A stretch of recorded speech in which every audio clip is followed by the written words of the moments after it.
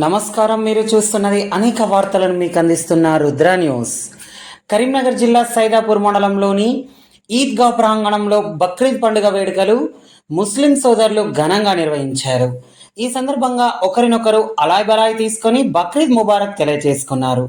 అనంతరం జర్నలిస్ట్ మహమ్మద్ రఫీ మాట్లాడుతూ ప్రవక్త హజరత్ ఇబ్రహీం అలైహిస్సలాం ప్రవక్తల్లోని విశ్వగ్రహించేందుకు అల్లా పలుమార్లు ఇబ్రహీం అలైహిస్సలాం అల్లా వారిని పరీక్షించాడని అన్నారు. ఇబ్రహీం అలైహిస్సలాం నిద్రిస్తున్న సమయంలో నిద్రలో అల్లా కనిపించి నీ కుమారుడిని తనకు బలివ్వమని అల్లా ఆదేశించాడని తెలిపారని అన్నారు. ఇబ్రహీం తనకు వచ్చిన కల గురించి ఒక్కగానొక్క కుమారుడైన ఇస్మాయిల్ అలైహిస్సలాం అల్లా కోసం బలిచ్చేందుకు ఎందుకు ఇబ్రహీం అలైహిస్సలాం సిద్ధమయ్యాడంటే దైవభక్తుడు అయిన ఇబ్రహీం అలైహిస్సలాం అల్లాకు బలి ఇస్తున్న క్రమంలో కొడుకు ఇస్మాయిల్ అలైహిస్సలాం మెడపై కత్తి పెట్టాడని, కొడుకు ఇస్మాయిల్ అలైహిస్సలాంని తప్పించి తన స్థానంలో పొట్టేలుని అల్లా ఇవ్వగా పొట్టేలుని అల్లా కోసం ఇబ్రహీం అలైహిస్సలాం పొట్టేలుని కుర్బానీ ఇచ్చారని చరిత్ర చెబుతుందని అన్నారు. పవిత్రమైందిగా భావిస్తారని అన్నారు.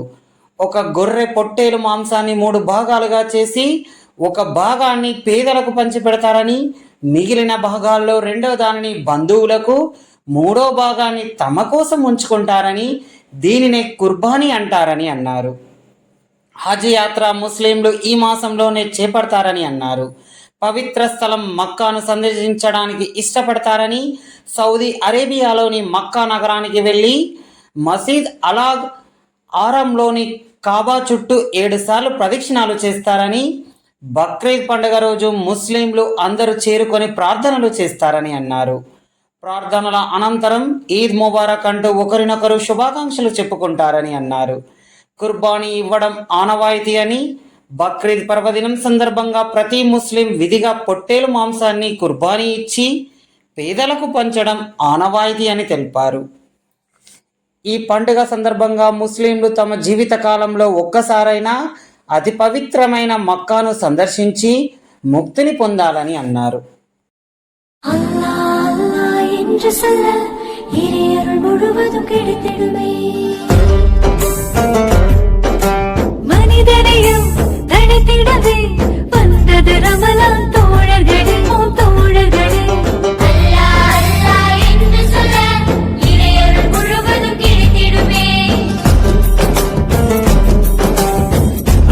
வேளை தினமும் பொழுது விரையை நாமும் காணுவோம்.